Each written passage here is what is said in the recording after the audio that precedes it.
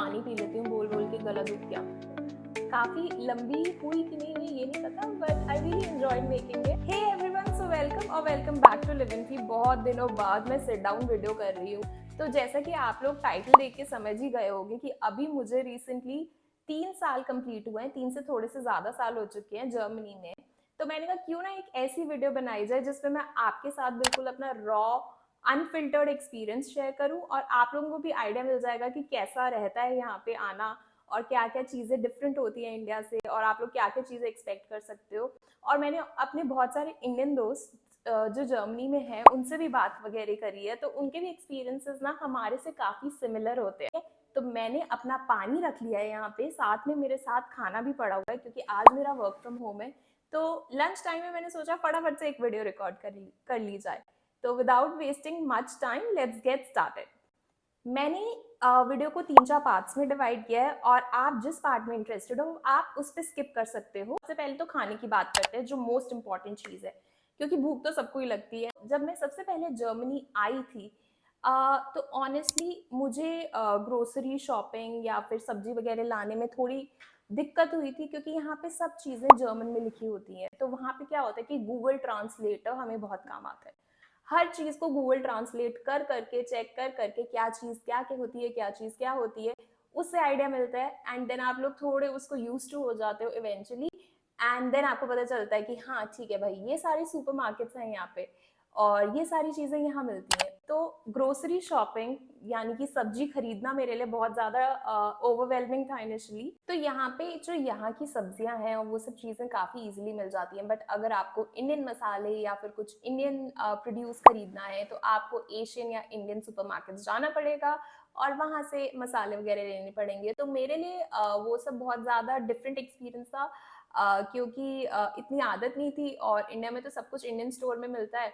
तो मुझे लगा था कि यहाँ पे भी मसाले और ये सारी चीजें मिल जाएंगी, बट नहीं, ऐसा नहीं होता। इंडियन स्टोर्स और इंडियन ग्रोसरी के लिए आपको इंडियन सुपरमार्केट्स जाना पड़ता है। कंपनी में ईटिंग आउट या बाहर खाना थोड़ा एक्सपेंसिव है और यहाँ पे बाहर खाने का कल्चर भी बहुत ज्यादा है। लोग प्रेफर करते हैं शाम में बाहर खाना या फिर आफ्टर ऑफिस ये लोग कैफेज या फिर अलग अलग तरीके के रेस्टोरेंट्स में जाते हैं खाना खाने। पर ये मुझे कल्चर इनका थोड़ा सा अलग लगा था, क्योंकि ये लोग कुक इतना नहीं करते जितना हम लोग करते। बट मैं आपको बर्लिन का बता सकती हूँ कि यहाँ पे आपको बहुत सारे वेजिटेरियन और वीगन ऑप्शंस मिल जाएंगे। ये कल्चर भी यहाँ पे बहुत है। और यहाँ पे मतलब इवन इन माय ऑफिस यहाँ पे ऐसे बहुत सारे लोग हैं जो वेजिटेरियन है, वीगन है। तो ये भी मेरे लिए एक अलग चीज थी, because me being a vegetarian मुझे थोड़ा लग रहा था कि यहाँ पे डिफिकल्टी होगी खाने में, बट इतनी डिफिकल्टी नहीं हुई, सब इजीली मैनेज हो गया। जो कुकिंग की यूटेंसिल्स हैं उनको फिगर आउट करने में, इंडक्शन पे खाना बनाने में, ये सारी चीज़ों में भी दिक्कत आई थी। तो ये दिक्कत जो आई थी ये थोड़े टाइम के लिए थी, बट इवेंचुअली अब हम समझ चुके हैं कि किस तरीके के बर्तन इंडक्शन पे चलते हैं, किस तरीके के बर्तन गैस पे चलते हैं। किसी भी नई कंट्री में आओ तो इनिशियल स्ट्रगल तो हर हर जगह ही होता है। भले आप किसी भी नए स्टेट में भी मूव करते हो तो भी इनिशियल स्ट्रगल होता है। तो वो सारी चीज़ें काफ़ी होती हैं इनिशियली, बट इवेंचुअली जब आप लाइफस्टाइल में आते हो तब थोड़ा चीज़ें स्मूथ होती हैं। टाइम मैं आई थी, आई थिंक मैं आई थी 2022 में, जून 2022 में, आई रिमेम्बर इट। और यहाँ पे क्या है कि यहाँ पे पब्लिक ट्रांसपोर्ट का सिस्टम बहुत अच्छा है। बस गाड़ियाँ हैं वो भी पब्लिक ट्रांसपोर्ट और पब्लिक ट्रांसपोर्ट से ट्रैवल करना प्रेफर करते हैं बिकॉज ऑफ एनवायरमेंटल रीजंस और सस्टेनेबिलिटी। ये लोग इन सब चीज़ों को काफ़ी महत्व भी देते हैं। सेकेंड पॉइंट है, मैं जब आई थी मुझे बहुत साफ लगा था जर्मनी, बर्लिन काफ़ी साफ है और काफ़ी वेल ऑर्गेनाइज्ड है। तो चीज़ें काफ़ी स्ट्रक्चर्ड चलती हैं यहाँ पे। ये मेरे लिए एक शौक था। बहुत जगह ये लिखा रहता है कि यहाँ पे जर्मनी में ट्रेन टाइम से चलती हैं, ट्रेन डिले नहीं होती हैं, कि यहाँ पे रिसाइकलिंग होती है इतना ज़्यादा। तो ये भी काफ़ी अलग एक्सपीरियंस था, क्योंकि इतना ज़्यादा वेस्ट सेग्रीगेशन किया नहीं था कभी। तो यहाँ पे सोशल लाइफ ऑनेस्टली लोनली हो जाती है मुझे, क्योंकि इंडिया में मैं जब थी तो मेरी काफ़ी बड़ा सोशल सर्कल था। बट ऑफ कोर्स आप लोग अपनी फैमिली से दूर हो और उनसे कम मिल पाते हो, तो ऑफ कोर्स थोड़ा लोनली हो जाता है। यहाँ पे सोशल लाइफ जैसी आपकी बैक इन इंडिया है उसको बनाने में टाइम लगता है, और ऑनेस्टली हमें भी टाइम लगा। तो बहुत सारे फेस्टिवल्स जो हम लोग इंडिया में सेलिब्रेट करते हैं वो बहुत बारी यहाँ पे छुट्टी कभी भी नहीं होती है। मतलब मुझे याद भी नहीं है किसी इंडियन फेस्टिवल की बाय चांस कोइंसिडेंस अगर कोई छुट्टी पड़ जाए तो पड़ जाए, पर कभी कोई छुट्टी नहीं पड़ी है ऑन इंडियन फेस्टिवल्स। तो यहाँ पे अब धीरे धीरे इंडियंस बढ़ रहे हैं, तो सारे फेस्टिवल्स धीरे धीरे अब यहाँ पे सेलिब्रेट होना स्टार्ट हो रहे हैं। पर जब मैं पहले आई थी तब तो यहाँ पे ज़्यादा कुछ नहीं होता था। तो इसलिए थोड़ा सा अलग एक्सपीरियंस होता है। और इसके अलावा क्रिसमस मार्केट्स होते हैं यहाँ पे बहुत अच्छे से सेलिब्रेट करा जाता है। तो अगर आप लोग ट्रैवल कर रहे हो दिसंबर के टाइम पे तो ज़रूर क्रिसमस मार्केट्स एक्सप्लोर करना, काफ़ी मज़ेदार होते हैं। और फर्स्ट टाइम एक्सपीरियंस तो बहुत ही अमेजिंग होता है उन सबको देखने का। तो यहाँ का सबसे जो ऑनेस्टली अगर आप लोग यहाँ पे रीलोकेट हो रहे हो किसी काम के लिए, तो यहाँ पे क्या है ना कि वर्क लाइफ बैलेंस अच्छा है। तो यहाँ पे 9 to 5 को सीरियसली लिया जाता है। ओवर टाइम आपको कोई करने नहीं देता, और अगर आप ओवर टाइम कर रहे हो तो आपको उसके एक्स्ट्रा पैसे मिलते हैं। तो ये सारी जो इनकी गाइडलाइंस हैं ये बहुत स्ट्रिक्ट गाइडलाइंस बनी हुई हैं इनकी, और ये लोग इसको बहुत अच्छे से फॉलो करते हैं।